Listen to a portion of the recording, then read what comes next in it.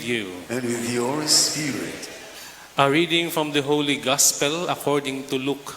Glory to you, Lord.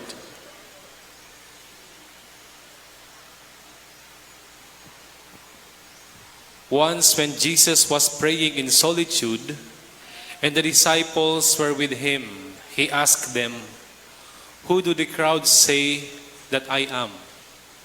They said in reply, "John the Baptist, others Elijah, still others one of the ancient prophets has arisen."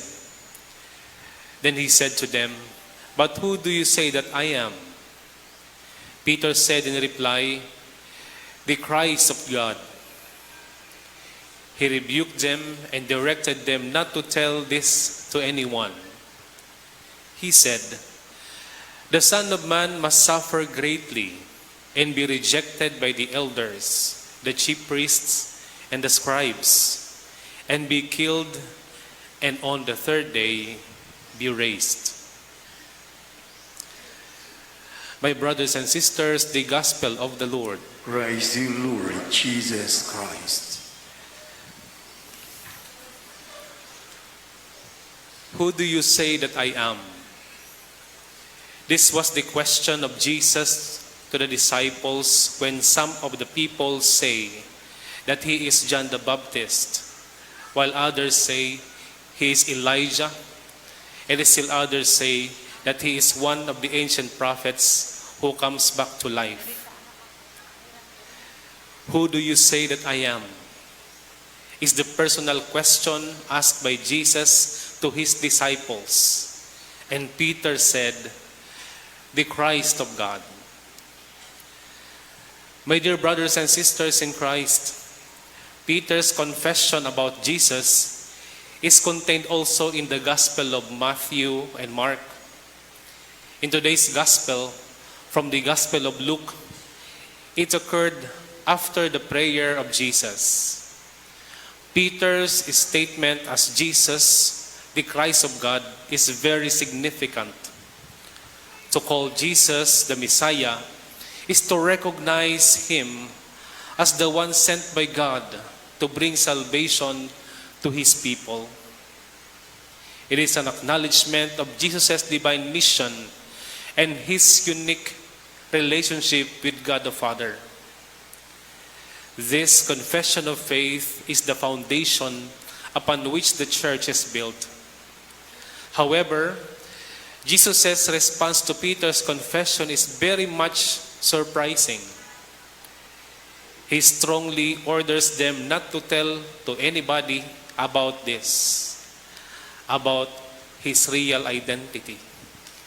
Maybe we may ask, why would Jesus want to keep his identity a secret? The answer lies in the nature of Jesus' mission. Jesus knew that the popular understanding of the Messiah was that of a political and military leader who would overthrow the Roman oppressors and restore the kingdom of Israel. But Jesus' mission was different. He came to establish a spiritual kingdom, a kingdom of justice, a kingdom of peace, and a kingdom of love. Jesus in our gospel explains that the Son of Man must undergo great suffering, be rejected by the elders, be refused by the chief priests and the scribes, be killed, and on the third day be raised. This was not the kind of Messiah the people were expecting. The path of suffering and the cross was not part of their vision of the Messiah. Yet, it was through his suffering, death, and resurrection that Jesus would accomplish his mission of salvation. Our gospel challenges us to reflect on our own understanding of Jesus. Who do we say that Jesus is? Is he merely a great leader, a prophet, or a moral leader? Or do we recognize him as the Messiah, the Son of God, who came down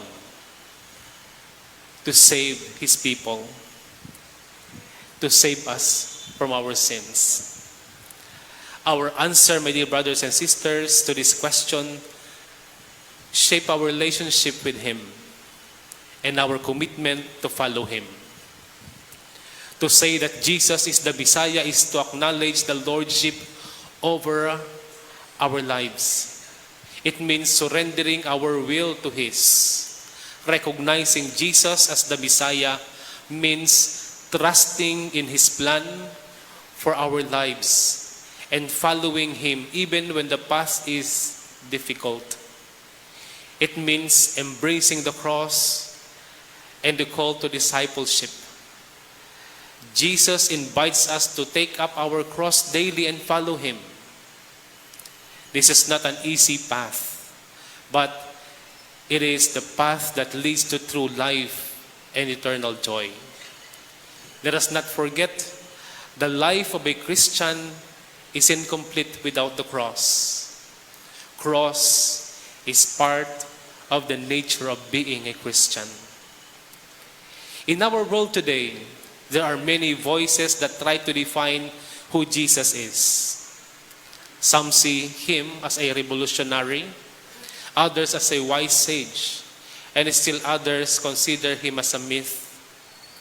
But as Christians, we are called to proclaim the truth of who Jesus is.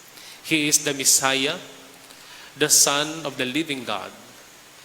This is the faith that we profess and the faith that we are called to live out in our daily lives.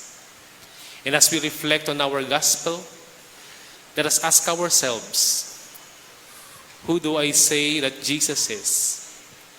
How does my understanding of Him shape my life and my actions? Let us pray for the grace to deepen our faith and to follow Jesus more closely, recognizing Him as our Lord and Savior.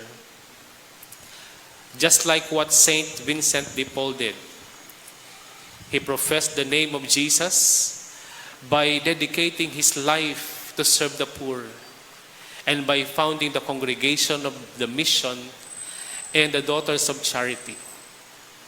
He confessed his faith in Jesus by loving and serving others, especially those who were considered the least, the last, and the lost in the society.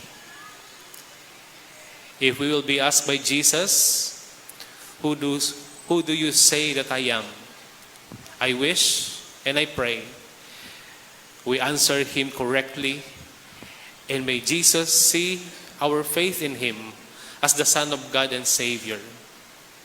And may our faith in Him will not just confess in words, but in our actions and in our lives.